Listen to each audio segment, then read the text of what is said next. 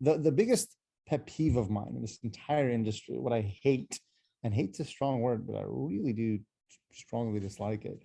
I just hate when people, the only way to lose in this game is if you just quit. And so quitting is probably the worst strategy I've ever heard of. Hello, fabulous person. Beate Gillette here, the Growth Architect. Welcome back to the Business Growth Architect Show, where we bring you cutting-edge business strategies from some of the world's most successful entrepreneurs, business transformation experts, and visionaries who want to help you to scale your impact. Look for one tangible strategy that you can take back and implement right away. And now back to our guest. And hello, everybody. Welcome back. This is your host, Beate Gillette, with another episode for the Business Growth Architect Show. And today I have an excellent, outstanding guest. His name is Akbar Sheikh. And I hope I didn't butcher your last name, because if I did, then you're just going to correct me in your own introduction. And Akbar is going to introduce himself. So tell us, what do we need to know about you? Introduce myself. How would one introduce themselves? Let me think. Well, I'm an entrepreneur with a concentration of helping others make more so they can give more to their families, communities, and favorite charities, hence making the world a better place. We figured out a couple of strategies that when we've installed in our clients' businesses, all different niches all over the world, all different stages, they've collectively done over $50 million. And yeah, that's about it. I really like to leave a note that, you can never go poor by giving.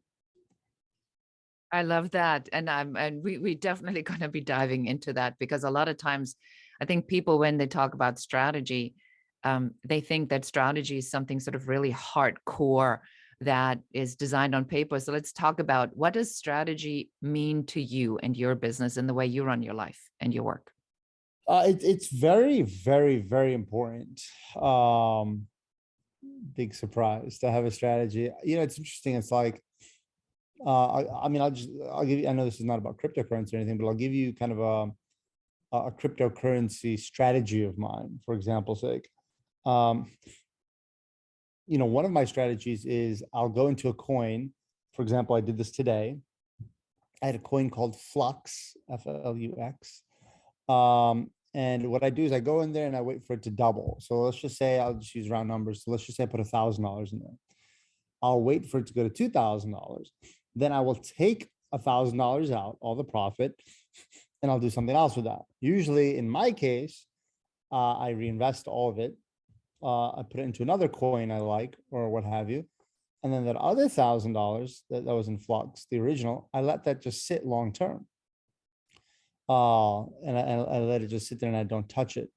So that's my strategy. And I'm not saying that's right or wrong. I'm just saying that's my strategy, or one of my strategies with cryptocurrency.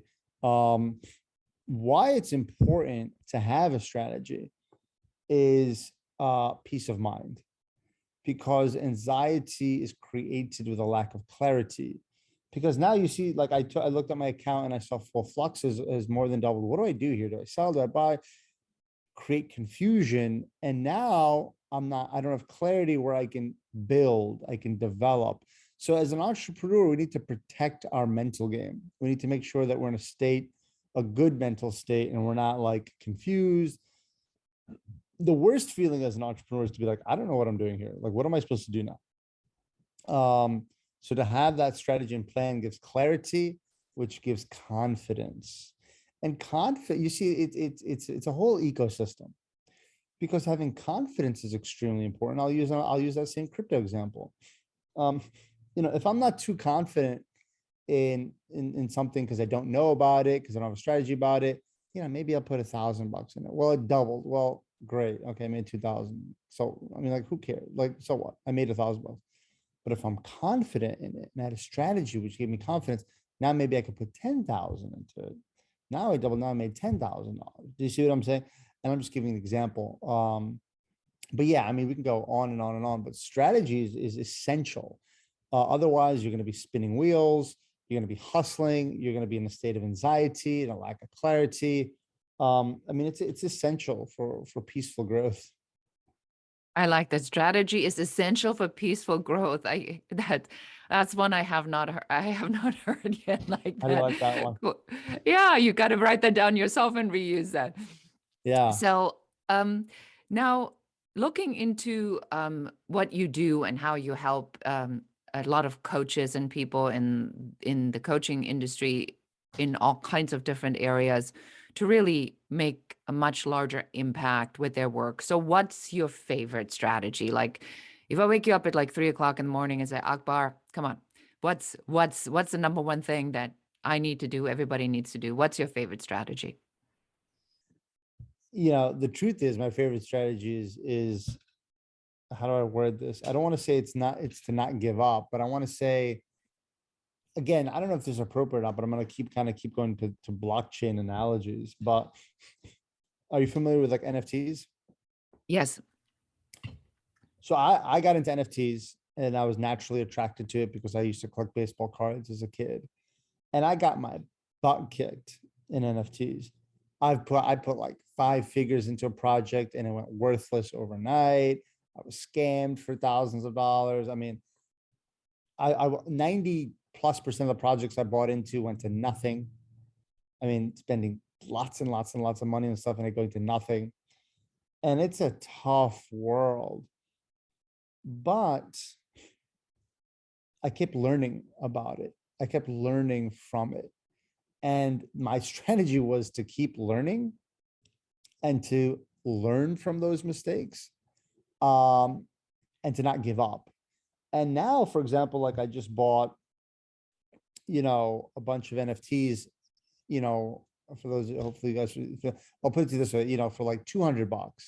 This is one example, like imagine a bunch of NFTs, like my buddy got 100 of them for $200 each.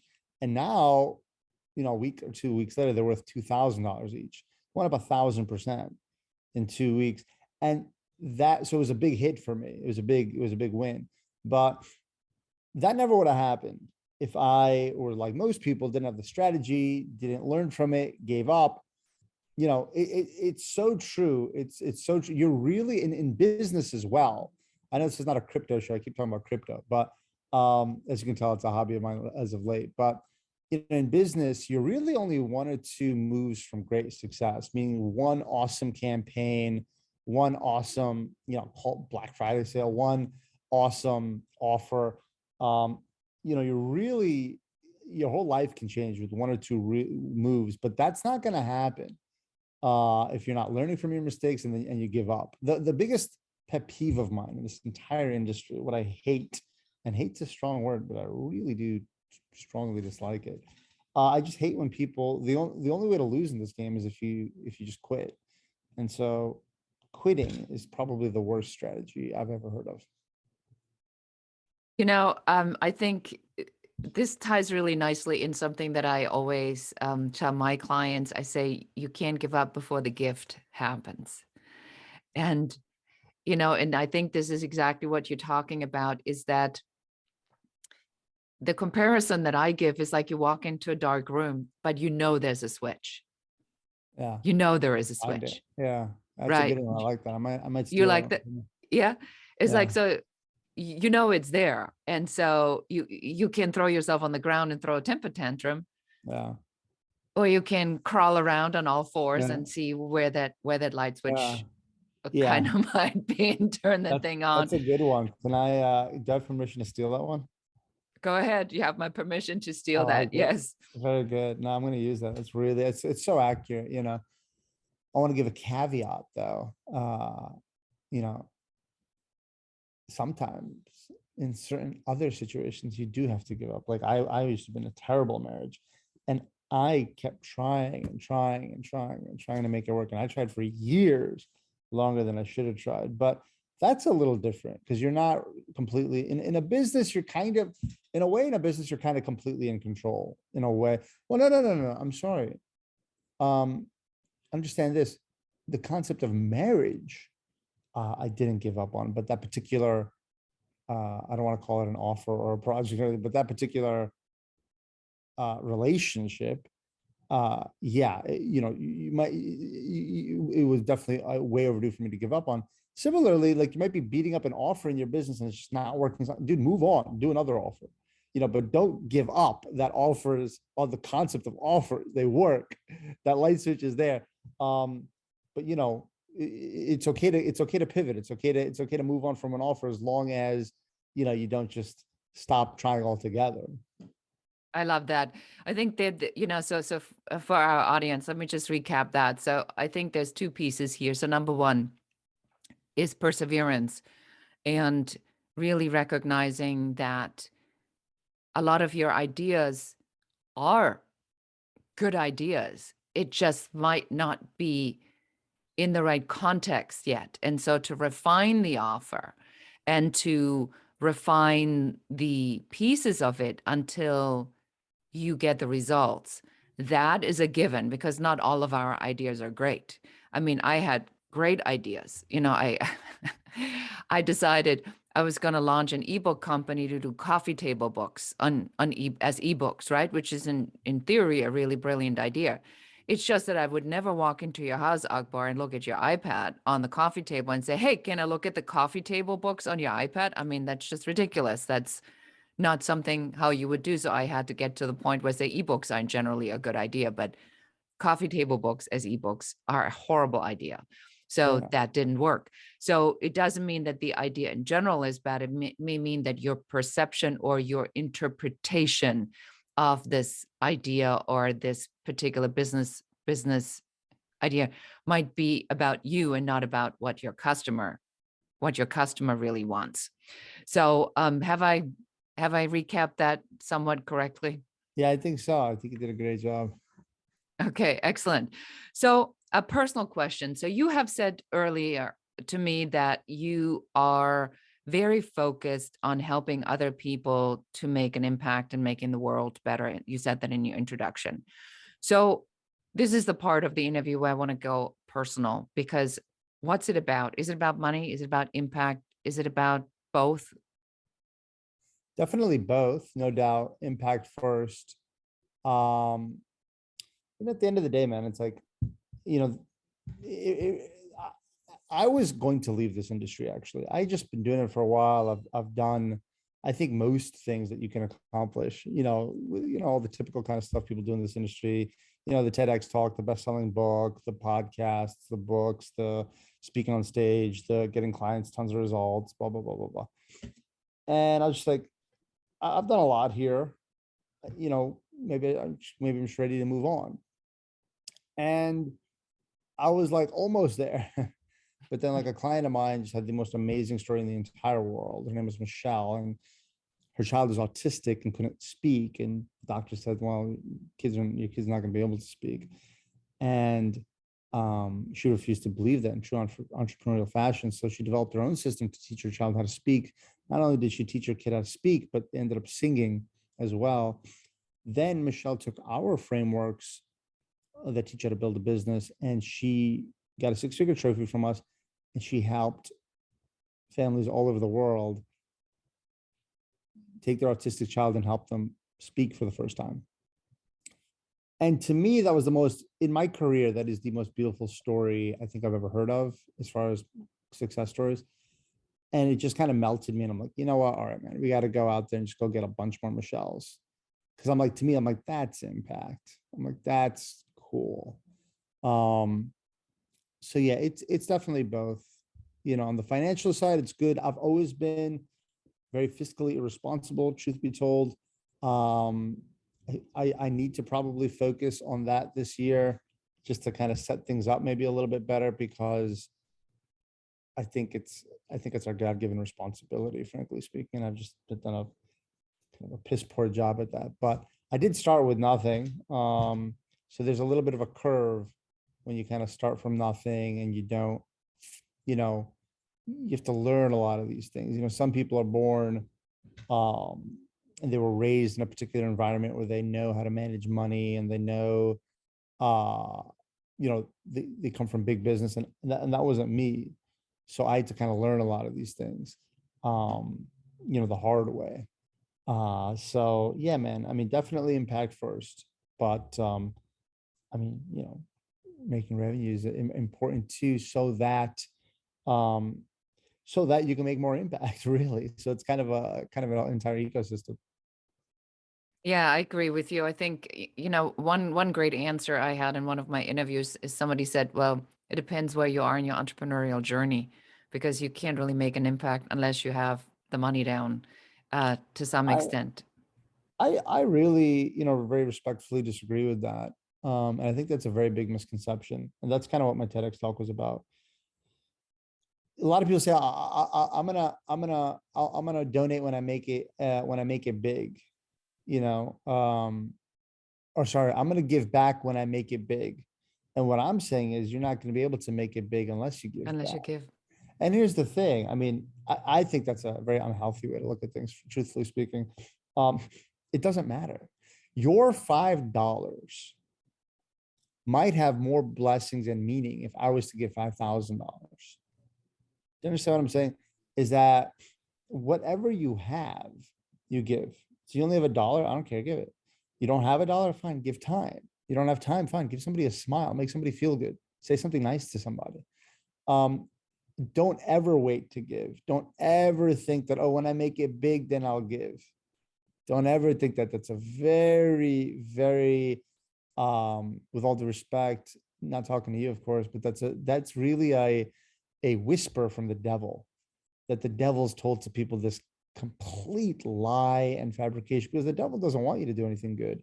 So he'll convince you these little things. Oh yeah, wait a while, wait till you make it, and then wait further down the journey, and then and again, whoever said that, I'm not picking on you. I'm just saying it's a common thing that it's a very, unfortunately, a lot of people have that thought in their mind. It's not your fault. It is from the devil. It is not a healthy thing, and it's not true. And I say it with love. You can never, ever, ever go poor by giving. Let me give you a very, very, very recent example. Today is Monday. I don't know whenever we're recording this on a Monday. Yesterday was Sunday where I am in Dallas. Recently, like just recently, somebody kind of came up to me and they said they're getting evicted and they need help with their rent. And frankly, I didn't know the person. They made a whole video. They made a whole GoFundMe page, and I watched a few minutes of it, and it was very sincere. It was very, very, very sincere. And I was like, wow, this person really needs help, and they're really putting it all out there. And they have a whole GoFundMe page, and they worked really hard on that GoFundMe page. By the way, a lot of people, they just throw something up and there's nothing there, but they worked really, really hard on that page. And I paid half the rent. And I'm kind of ashamed to say I only paid half the rent. I should have paid the whole thing, but the truth is, I didn't really know the person at all. Actually, I didn't know the person at all, and I didn't have time at that time to look further into it. You have to respect money too. And for some reason, she has a lot of rent money too. So I paid half, and I figured, she'll get there. Anyway, yesterday, it's Sunday, my sales team's off. The whole company's off. We don't really work on the weekends. And somehow sales team makes five figures in sales. And then somehow I also get some 5-figure, over $10,000. It was $15,000 actually, or $14,000 in free money from a crypto airdrop. A lot of people got it. My buddy got $400,000. It's real, by the way. It's just because I own some NFTs, and the NFT project creators was giving out free airdrops. So yesterday, just got a random $14,000. And my sales team, which was off on Sunday, they also made 5 figures.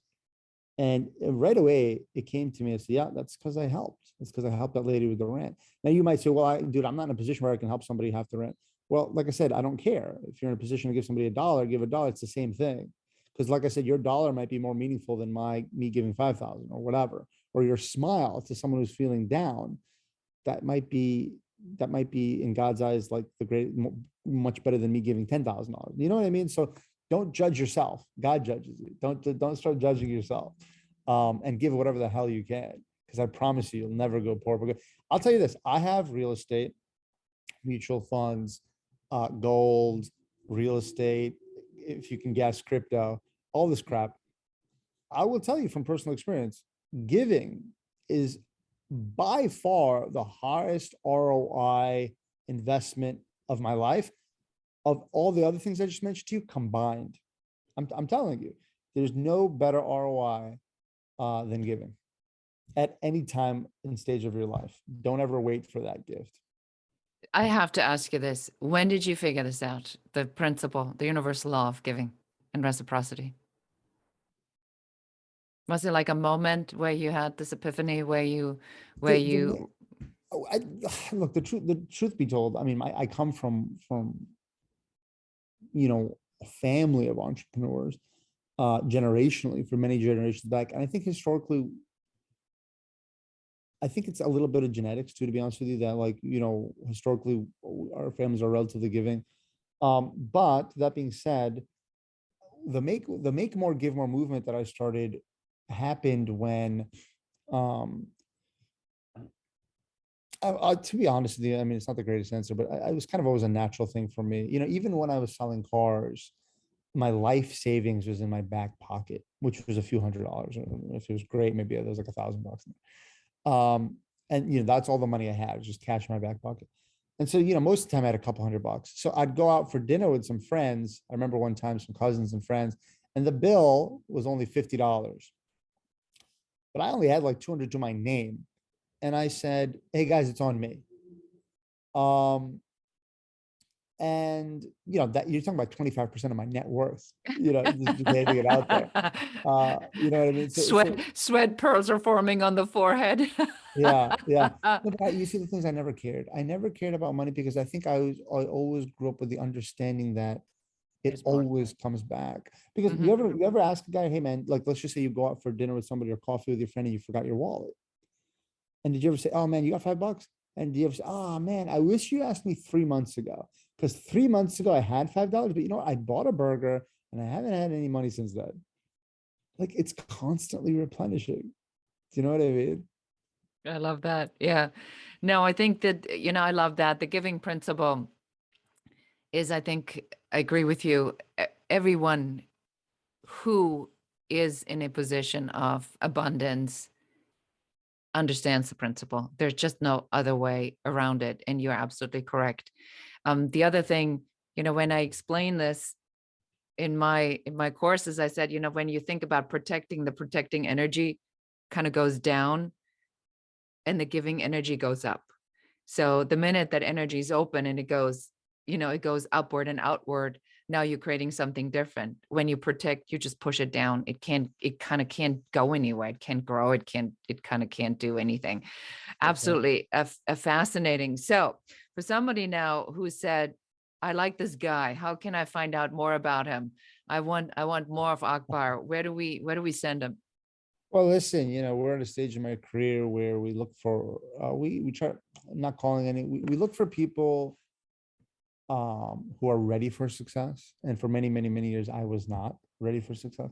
But at the end of the day, winners win, with or without me. But with me, they just do it a lot quicker and easier and a lot more affordably. So what we do now is we look for people who want to win, people who want to make more to give more, and we actually partner with you. And me and my dream team work with you hands-on daily at installing frameworks that have helped our clients collectively do over $50 million. And we partner with you, working with you daily until you hit 7 figures guaranteed. Pretty cool offer for 2022. And so if you want to see if you qualify or you want to jam with us a little bit, just go to my website, which is my name, akbarsheikh.com, akbarsheikh.com, and check it out. Excellent. Well, and we'll also put that in the show notes. So for those of you who are interested in finding out more, you'll be able to do that. And any last parting words that you want to leave the audience with? Yeah, just remember, if you're an entrepreneur, you can be doing anything you want. Make sure that you're happy doing what you do. And if you're not, then do something else. I love that. Well, thank you so much for your time. It was awesome to have you on the show. I like your kind of chill vibe. That's very, very, very enjoyable interview. All right, guys. Well, there you have it. This was another episode of the Business Growth Architect Show. I am your host, Beate Gillette, the Growth Architect. Thank you so much for watching. And that's it for us today. Thank you for listening and watching the Business Growth Architect Show. I enjoyed having you here. And for accountability, just take one of the strategies that you have heard, one thing that you can implement in your business immediately. Please leave comments. Don't forget to like and share this show. And if you have any questions about business, please put them in the comments. We are here for you. We're here to support you and help you to grow, build, and scale your own business. For more advice, please check out our website in the show notes below. Thank you again. This is Beate Gillette, the Growth Architect, and goodbye.